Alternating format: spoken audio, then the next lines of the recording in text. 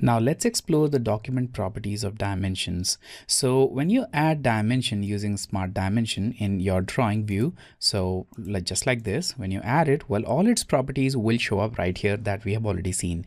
Now, most of these properties are derived directly from the document settings. And if you change it in the document, it will automatically show the updated one right here in this list. So we have property for values, for leaders and other, and let's see where these properties are. Now to do that, I'll keep this dimension panel open and then I'll go to this gear option right here. And here we have two tabs, system option and document property. So select document property, and this is where we have properties related to this particular document. Now go to dimension option. And here we have all the properties related to dimension. Well, the first thing here is ISO standard. So if you select a standard, all the other properties will change automatically based on that standard. But if you want to change it, well, you have the option of changing it in the drafting standard. So you can go to drafting standard and select any other standard that you want, maybe NC. In this case, I'll leave ISO and I'll go to dimension. Now, the next important thing here is font. So if you want to change font of your dimensions, well, there it is. So go to font and select any other font from this list. Not only that, you can select the default height of font as well from here. And you can even select the style like regular, bold or italic. If you want to use a specific effect like a strike through or maybe underline, that's here. So check these boxes and you'll get that specific effect. Now you can also use a point value instead of the exact height value. So it's just select point and now you can specify the height in terms of point, which I won't recommend. So just change it to units and click OK. Now we have the option of dual dimensioning right here. So if you are adding dual dimensioning, which is dimensioning using the primary as well as secondary unit, then you can change the settings here. The dual dimensioning option is right here, and this lets you add the dimension in millimeter as well as in inches. So if you want to activate this, check this one, and now always you'll get the dual dimensioning. Also, the dual dimensioning will show up above the dimension line, but you can move it below, you can move it to the right or to the left side. You can also show the unit for dual dimensioning automatically, so you don't need to add a suffix when you check this. Uncheck these options for now. Now we have the precision value of our primary dimension. So the main dimension precision is just 2 units. If you want to make it, let's say 3 or 4, you can change it here. And now the precision will show up here. So that's this precision. So it will automatically change the document precision to 4 decimal place when you change it. Right now it is set to 2, and that's why we have 2 decimal places as the document precision. And that's the precision for tolerance. So you can change it right here. Now, when you select save as nominal, it will automatically use the precision which you set for the nominal dimension. Now for the dual dimensioning, once again, we have this. So here, if you want to use the same precision value for dual dimensioning, check this one. And again, you can just use the nominal dimension precision for the tolerance. Then we have the fraction display options. So how you want to display fraction. Now you can just select either stacked from side to side, top to bottom, like oblique, or using a dash.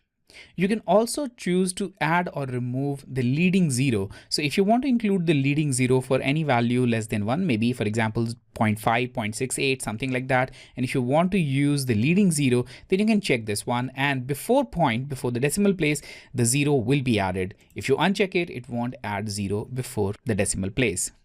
Now bent leader is just the length of leader bent line. So this length is though set to 6.35 mm, but this is not very relevant because this length will automatically change based on the length of text. So when you add text, and if the text is longer, the bent line will be longer. If it is shorter, the bent line will be shorter.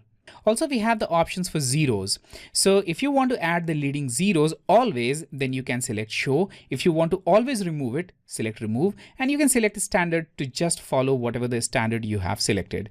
Right now it is showing ISO-modified because once you make any change inside this, it will add this modified as the suffix because we are now making changes and it's no longer the standard ISO style.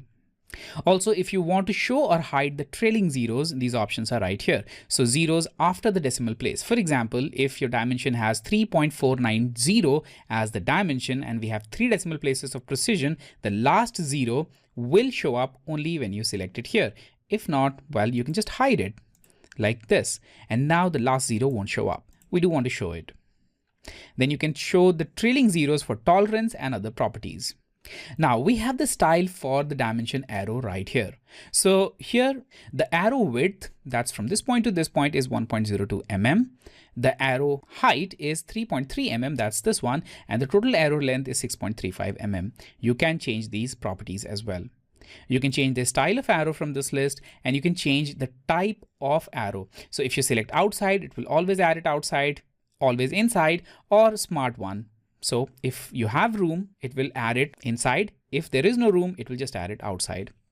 We also have the offset distance values. So if you are adding the baseline dimensions, then this will be very useful. In this case, it will automatically add a gap of 6 mm between different baseline dimensions. Also, here is the break line gap. So if the dimension line is overlapping with another one, it will automatically create this 1.52 mm of break gap. You can change that value here. Now the extension line, you'll always notice that the dimension, it doesn't start exactly from the drawing, and it always extends slightly above this dimension line, and that's these two values. So there is a gap of 1 mm from the point where you click to start the dimension, and also a gap of 1 mm, actually a length of 1 mm beyond the dimension line, and that's these two small values.